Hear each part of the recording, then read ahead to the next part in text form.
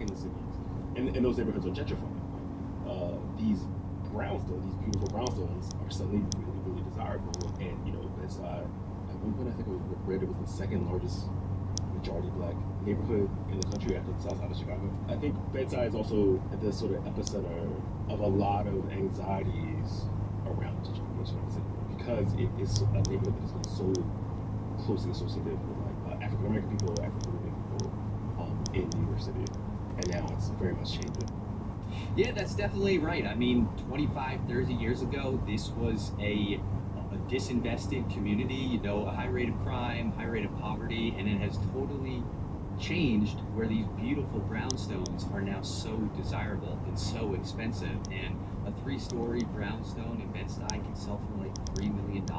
And if you can get your hands on one of these properties, either through deed theft, deed fraud, or just by paying like way below what the home is actually worth, you could really cash in. And I think that's the main reason we're seeing all of this fraud concentrated in a neighborhood like Bed-Stuy.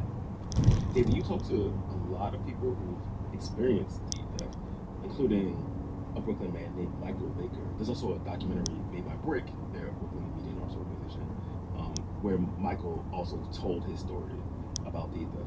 My name is Michael Baker. I live in Brooklyn, New York, 435 Herzl Street, from 1963. My moms and pops bought that house. Can you just tell us a little bit about Michael Baker and what he went through?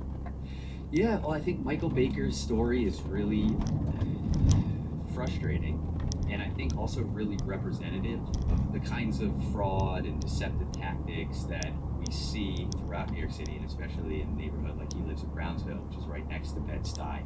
My mom's is from Cuba by way of Jamaica, and my father's from Jamaica. They bought the house in 1963.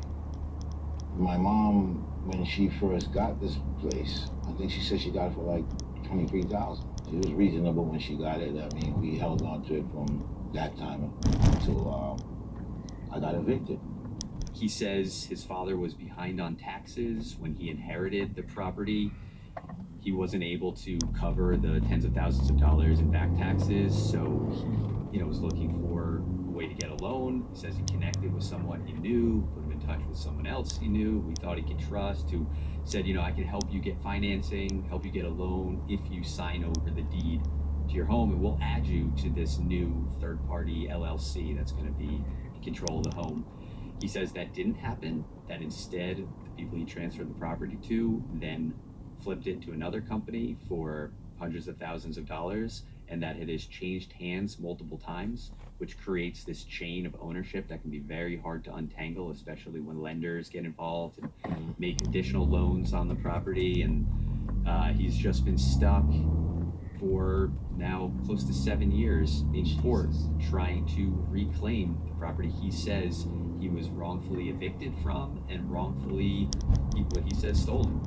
The marshal was like, you gotta go, you know what it is, and then he said there was nothing that he could do, but that was his job to do. He had the locksmith here. They throw me out on my street to a house that I own. I'm not getting any money, and I'm now homeless. So in cases like this, what kind of arguments do the people who have taken these properties, who have seized these properties through all these sort of shady dealings, right? Like, what kind of arguments do they make in court about how they came up on these houses? Mm-hmm. Well, they just point to the documents in the city's property record system and say, look, he signed over the deed, he took out this loan, and so this is all above board. And maybe it is for way less than the home is actually worth, but once there are actually official documents filed in the city's property record system, that kind of gives that another layer of legality that can be hard to try to untangle. So Michael ended up without any.